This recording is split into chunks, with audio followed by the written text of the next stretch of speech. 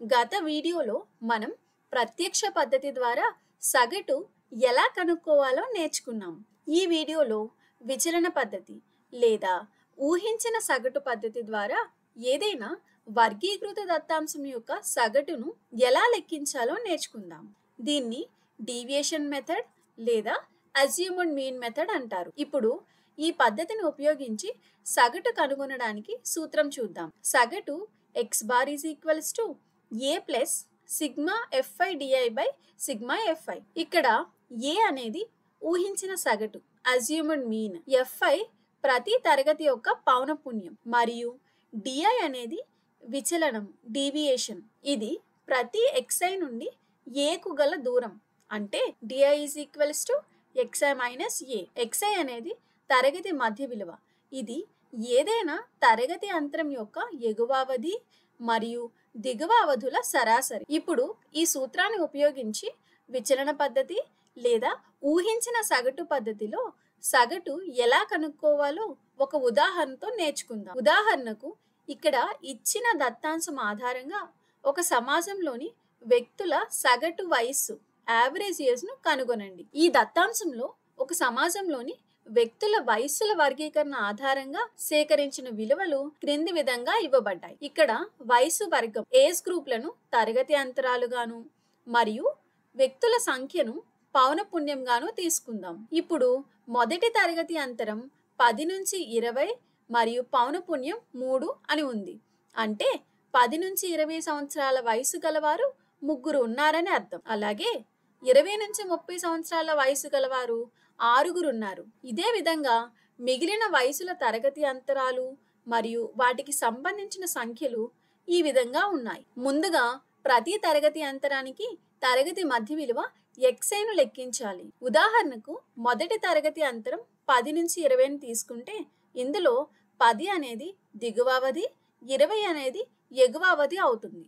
అప్పుడు తరగతి మధ్య విలువ 10 + 20/2 అంటే 15 అవుతుంది. అలాగే మిగిలిన తరగతి అంతరాల తరగతి మధ్య విలువలు xi వరుసగా 20 నుంచి 30కి 20 + 30 అంటే 50/2 ఈజ్ ఈక్వల్స్ టు 25, 30 నుంచి 40కు 35 మరియు 40 నుంచి 50కు 45, చివరిగా 50 నుంచి 60కు 55 వచ్చాయి. ఇక్కడ పరిశీలించినట్లయితే xiల విలువలు కొంచెం పెద్దగా ఉన్నాయి. దీనివల్ల ప్రత్యక్ష పద్ధతిలో చేసినట్టు fi ఇంటూ xiలను లెక్కించడం అనేది గణనాత్మకంగా కష్టం మరియు సమయం కూడా ఎక్కువ పడుతుంది. ఇలా xi మరియు fi విలువలు పెద్దగా ఉన్నప్పుడు మనం ఊహించిన సగటు పద్ధతిని ఉపయోగించి సగటు కనుక్కుంటాం. ఇక్కడ మనం fi విలువను మార్చలేము, కానీ xi నుండి ఒక నిర్దిష్ట విలువను తీసివేసి లెక్కలు సులభతరం చేసుకోవచ్చు. ఆ నిర్దిష్ట విలువను ఊహించిన సగటు అజ్యూమ్డ్ మీన్ అంటారు. దీన్ని ఏతో సూచిస్తాం.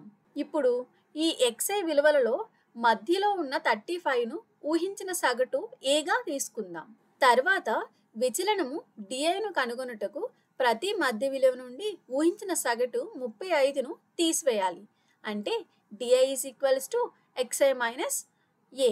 అందువల్ల మొదటి వరుసలో xi విలువ 15 మరియు 35 కాబట్టి 15 - 35 ఈజ్ ఈక్వల్స్ టు -20 వచ్చింది. అలాగే మిగిలిన విలువలు 25 - 35 అంటే -10, 35 - 35 అంటే 0 మరియు 45 - 35 మనకి 10, చివరిగా 55 - 35 అంటే 20 వచ్చాయి. ఇప్పుడు ప్రతి పౌనపున్యం fiను దాని విచలనము diతో గుణించాలి.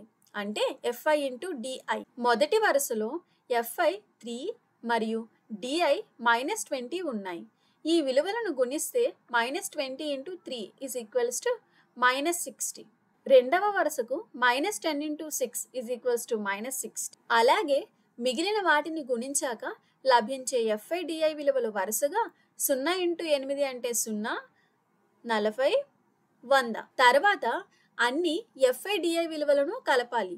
అంటే -60 + -60 అంటే -120, -120 + 0 ఈజ్ -120, -120 + 40 అంటే -80, -80 + 100 ఈజ్ ఈక్వల్స్ టు 20.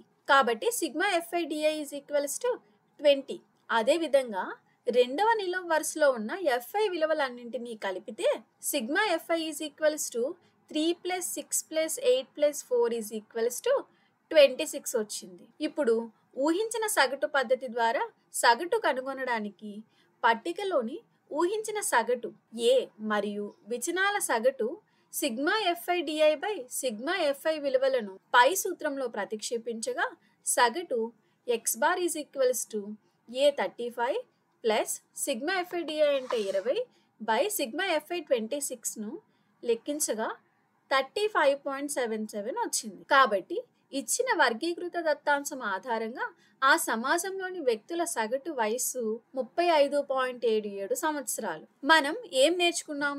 ఎక్స్ఐ ఎఫ్ఐల విలువలు పెద్దగా ఉన్నప్పుడు విచలన పద్ధతి లేదా ఊహించిన సగటు పద్ధతిని ఉపయోగించి సగటు కనుగొనడానికి ముందుగా తరగతుల మధ్య విలువ అయిన ఎక్స్ఐలలో మధ్యలో ఉన్న ఏదైనా ఒక విలువను ఊహించిన సగటు ఏగా ఎంచుకోండి.